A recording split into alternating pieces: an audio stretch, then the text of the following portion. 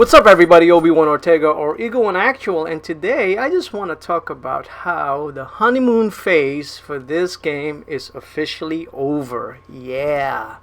Gameplay you're seeing is a pretty old game. It's a free-for-all game in Aquarium, in which I think I went 30-9 or something like that.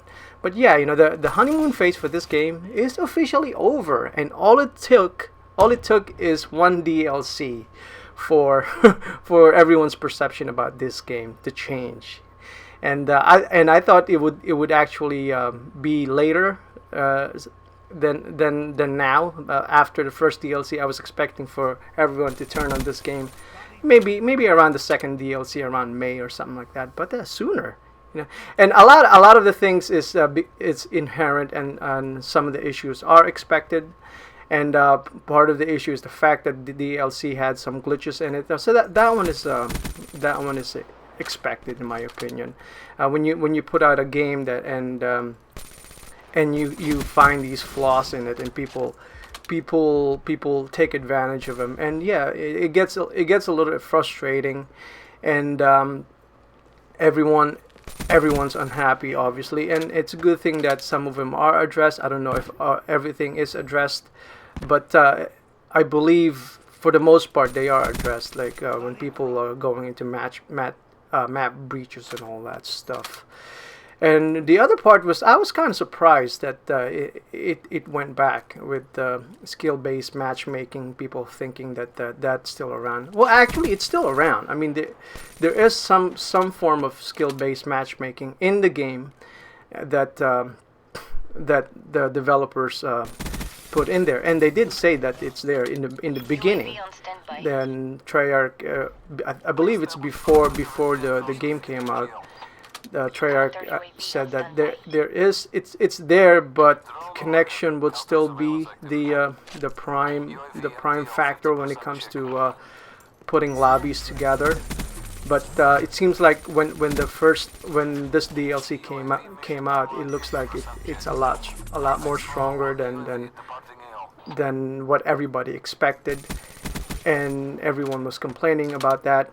But for me, my experience with the game, and now that you can see everybody's stats, and I really didn't notice anything different than in the beginning. I look at everybody's stats in the game that I'm in, and for the most part, it covers the full spectrum of skills. I mean, I see people with stats that are over 2 KD.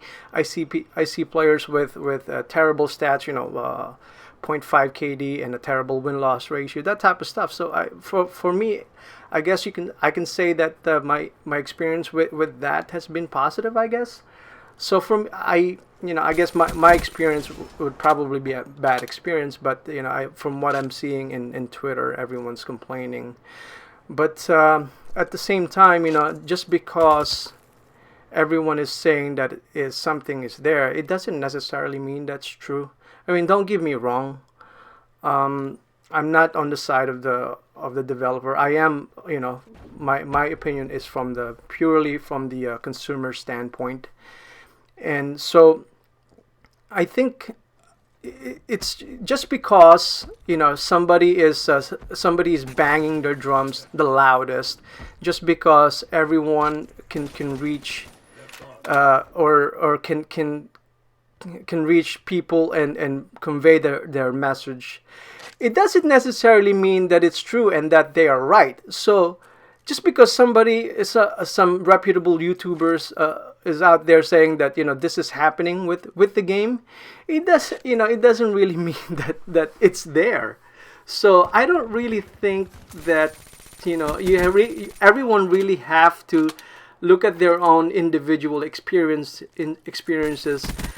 and do their own researches and formulate their own conclusion when it comes to something like this. I mean, I guess it will help everybody out if the developers will say that, guys, it's not there. Come on. And I think David Van der Haar is out there and on Twitter already saying all these things, but still nobody's believing him.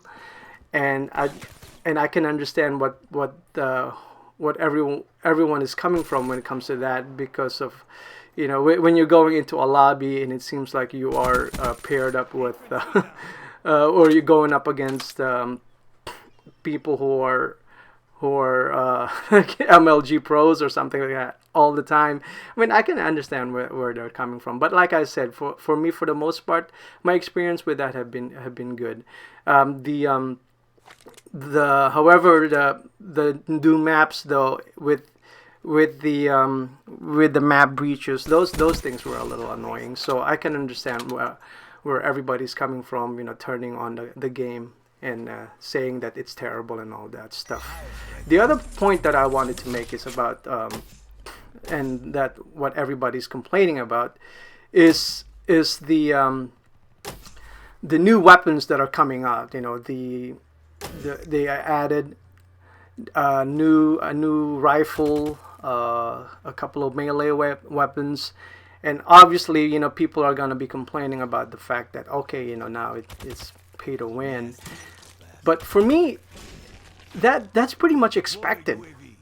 I mean, we've been in this road many times now, and it began in Black Ops 2, and DLC and microtransactions are not gonna go away.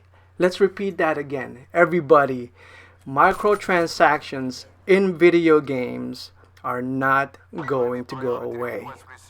Just because everybody is saying that it's bad, just because, you know, we are not happy about it, the developers are not going to change their approach, their business model, because of the misgivings of popular YouTubers, or just because people who post videos on YouTube are complaining about it. They're just not going to change it.